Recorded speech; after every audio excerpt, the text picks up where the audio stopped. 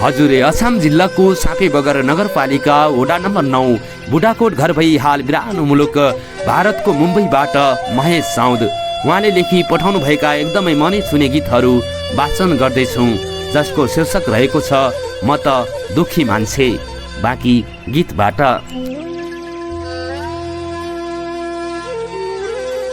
मै मात्र रुवाउँदो छ कि यो माया जालपन बिस खाने हिम्मतै छैन, नाउँदो काल्पन बिस खाने हिम्मतै छैन, नाउँदो काल्पन हिउँ न हिउँ बरीका जुगा तेल्या आग लागि जाऊ, सुखारीका बस्ने ठाउँ र मेरो भाग लागि जाऊ, सुखारीका बस्ने ठाउँ र मेरो भाग लागि जाऊ।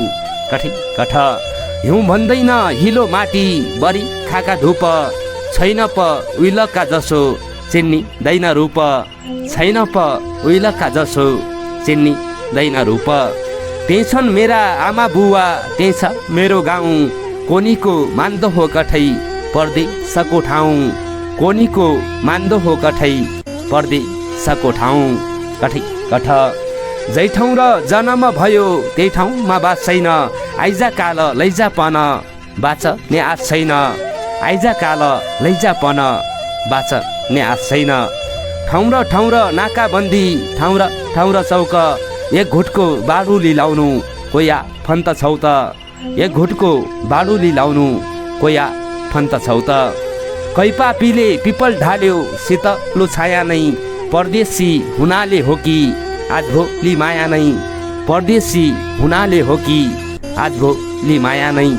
फुल भैया बगैँचा राम्रो बगैँचा भेमाली, धन्य हो भगवान तेरो अल पत्र फाली, धन्य हो भगवान तेरो अल पत्र फाली।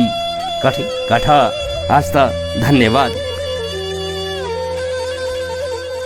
हजुर गीत मार्फत सम्झिनु पर्दा मेरो सम्पूर्ण घर परिवार, आफन्तजन, इष्टमित्र, साथी सङ्गी र मलाई महेश साउद भनेर चिन्ने नचिन्ने सबैलाई मिठो माया मिठो सम्झना छ।